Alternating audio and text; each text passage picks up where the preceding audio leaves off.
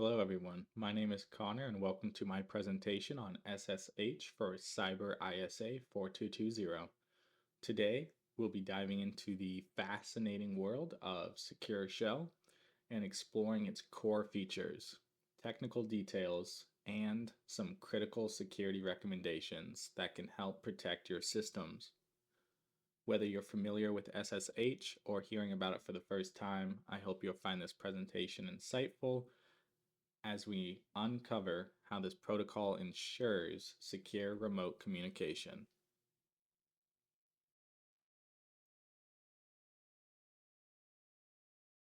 SSH encrypts data to ensure privacy. At the core of SSH is its ability to encrypt data, which means anything we send between the client and the server will be unreadable to anyone trying to intercept it. This encryption is done using either symmetric or asymmetric cryptography, making sure that even if someone is eavesdropping, they can't make sense of our communications. This is especially crucial when transmitting sensitive information like passwords, commands, or files over any insecure network like the internet. SSH2 is more secure than SSH1 due to being better encryption methods and protocols. SSH has evolved since its initial release, with SSH2 being the more secure and widely used version today. SSH1 had several known vulnerabilities, and modern systems should really only use SSH2, which supports better cryptographic algorithms like AES and supports features such as public key authentication and stronger key exchange protocols. The transition to SSH2 has been key in maintaining SSH's status as the secure protocol for our remote communications.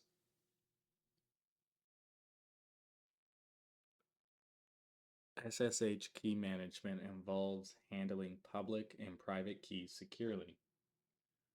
SSH key management is crucial for ensuring that only authorized users are able to access a system.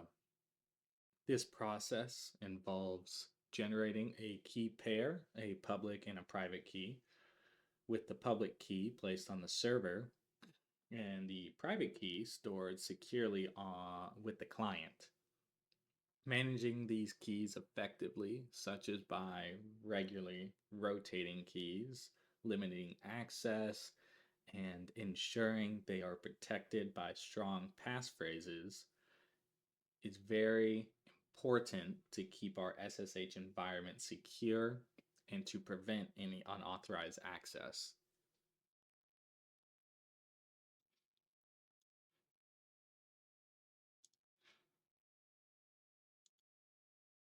The SSHD config file is where you configure most of the important settings for your SSH server. From here, you can control everything from which users can connect to the server to how long the session remains active, even to which types of authentication are allowed. By properly configuring this file, we can dramatically improve the security of our SSH environment and thus minimizing the risk of attacks. For example, we're able to disable root login, limit access by IP, or even set key-based authentication here.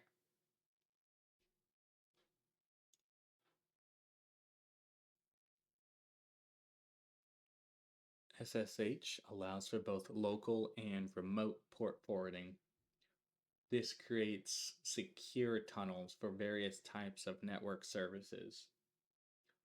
Local port forwarding sends traffic from a specific local port to a remote server, while remote port forwarding allows external users to connect to a local service via an SSH tunnel. These techniques are useful for securely accessing services such as databases, web servers, or even internal networks. particularly when working across untrusted networks.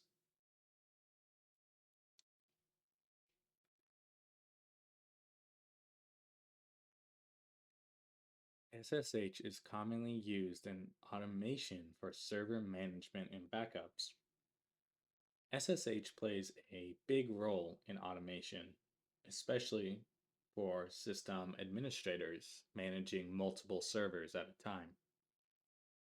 Through scripts, SSH commands can be used to automate tasks such as running updates, syncing files, even managing backups across several machines. Automation tools like Ensemble and Fabric also use SSH under the hood to execute commands on remote systems securely, making it a critical piece in modern infrastructure management.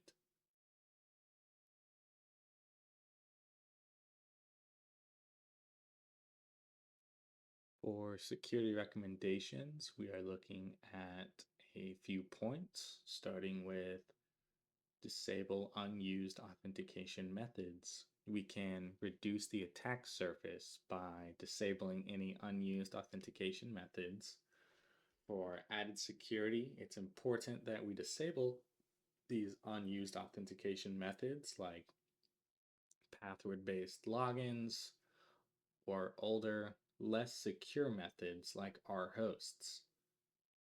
If you're only using SSH key authentication, there's really no reason to leave our password login open as a fallback. This method helps reduce the number of potential vulnerabilities an attacker could exploit. By locking down the types of access methods allowed, we essentially tighten security and reduce our exposure to brute force or other password based attacks. We can add an extra layer of protection with two-factor authentication. Two-factor authentication for SSH adds another layer of security by requiring users to provide a second form of identification. Typically, this is a temporary token in addition to their SSH key or password. Even if someone manages to steal our SSH private key or guess our password, they still wouldn't be able to log in without this second factor. Implementing 2FA for SSH ensures that even if one layer of security fails, we will have a second method to protect our system. Another thing we can do is limit user access and the use of sudo.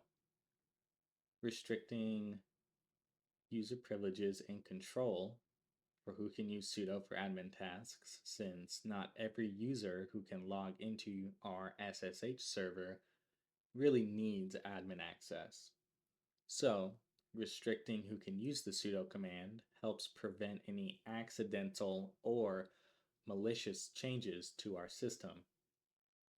By keeping users in the least privilege model, where they can only have access to what they really need, we minimize the damage if an account is compromised. You can also use the sudo log to track who has executed any privileged commands, adding an audit layer to our SSH hardening.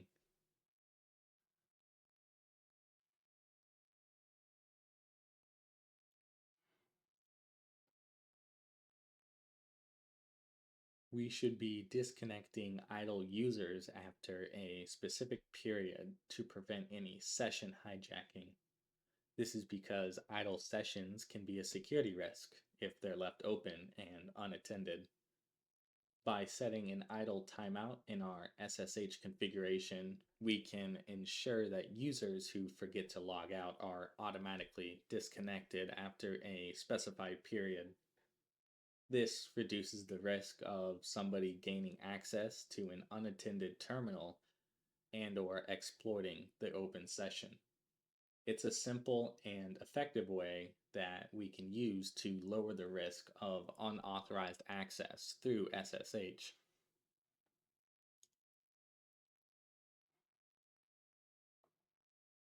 We can strengthen encryption by configuring secure ciphers and message authentication codes.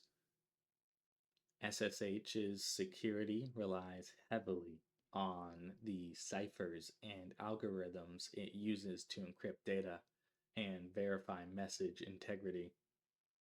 Weak or outdated ciphers, such as DES or MD5, really should be disabled as they've been proven to be vulnerable to attacks and are quite vulnerable.